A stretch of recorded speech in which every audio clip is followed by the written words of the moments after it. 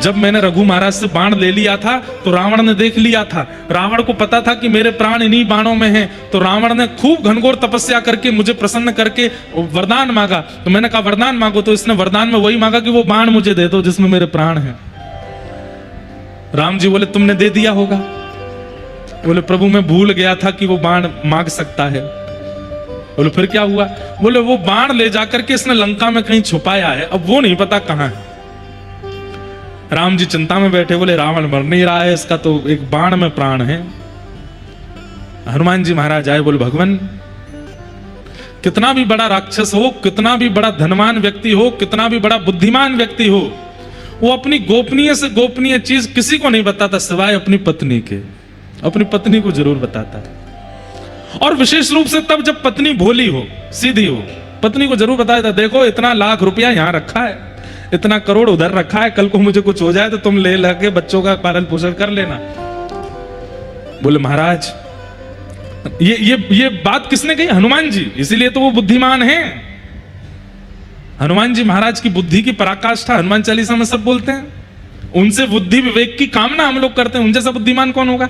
उन्होंने कहा, बोले प्रभु हो ना हो, रावण पूरी लंका में अपने प्राण जिसमें बसे होंगे वो कहीं और नहीं, अपनी पत्नी के पास ही कहीं रखा होगा, आप कृपा करें तो मैं जाके लेके आऊं। बोले जाओ। तो हनुमान जी ने एक बटुक ब्राह्मण का रूप बनाया, पहुंच गए मंदोदरी के पास। अब मंदोदरी तो रो रही थी और रो करके बस प्रार्थना कर रही थी, हे महादेव मेरे पति की रक्षा करो, मैंने सुना है इतने बाण राम जी ने चला दिए, अभी तक तो सब ठीक है, कृपा करके मेरे पति की रक्षा करो। इतने में ही हनुमान जी आ गए ब्राह्मण का रूप धारण करके।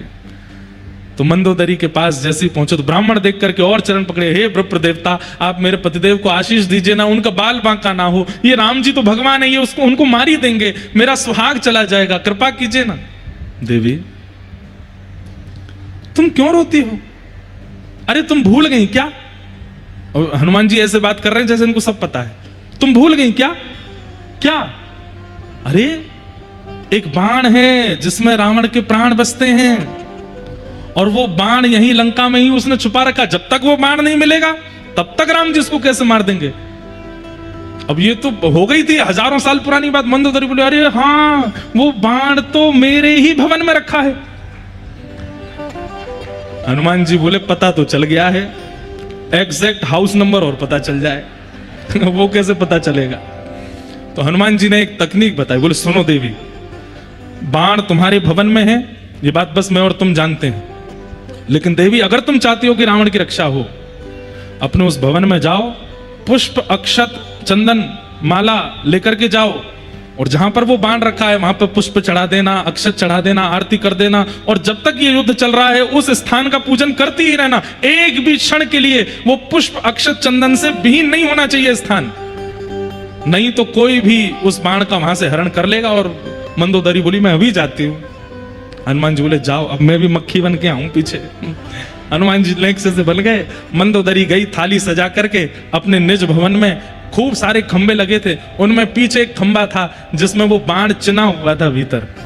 मंदोदरी गई, वहीं जाकर के जैसे ही माला चढ़ाई, अक्षत आदि लगाए, हनुमान जी छोटे से बन के गए, इतने में विशाल रूप धारण किया और एक मुष्टिक प्रहार करके खंभ भेदन करके भीतर से बाण निकाला, लेकर के सीधे राम जी के पास गए और जाके चरणों में अर्पित कर दिया, लीजिए प्रभु मार दीजिए।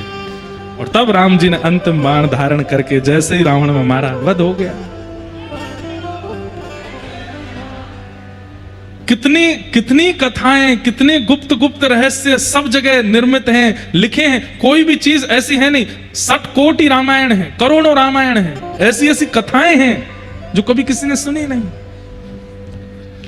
पर इस पूरी कथा को सुनाने का हमारा उद्देश्य क्या था? रावण का वध करने के लिए राम जी नहीं आए हैं, रघु महाराज के वंश पर कृपा करने के लिए आए हैं, सबरी पर कृपा करने के लिए आए हैं, जटायु पर कृपा करने के लिए आए हैं, हनुमान जी पर कृपा करने के लिए आए हैं, विभीषण पर कृपा। क्योंकि स्वयं भगवान कहते हैं दुष्टों का संहार वैकुंठ में बैठे बैठे मैं कर सकता हूं, लेकिन सबरी के बेर वैकुंठ में कैसे खाऊंगा? उसके लिए तो मुझे आना पड़ेगा ना। भाई किसी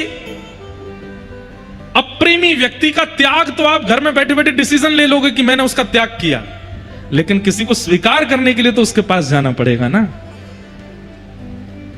आपके 100 मित्र हैं, 100 में से एक से आपका मन उखड़ गया तो उसको बोलने थोड़ी जाओगे कि भाई मैं तुझसे दोस्ती तोड़ रहा हूं। घर में बैठे, अरे यार इसकी हालत, इसकी बातें बड़ी खराब है, इसकी आदत बड़ी खराब है, अब कल से मैं इससे नहीं मिलूंगा, हो गया अनफ्रेंड, तोड़ दिया संबंध। लेकिन किसी से मित्रता करनी होती है तो उसके पास जाना पड़ता है, उससे मिलना पड़ता है, उसके पास बैठना पड़ता है, उससे बातें करनी पड़ती हैं।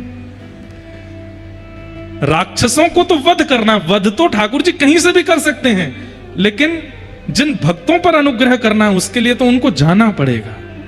इसलिए ठाकुर जी का अवतार राक्षस वध के लिए नहीं हुआ है, भक्तों पर कृपा करने के लिए। हमारे लिए आए हैं ठाकुर जी, राक्षसों के लिए थोड़ी आए हैं। तो पहला प्रश्न, भगवान के अवतार का श्रेय किसको जाता है?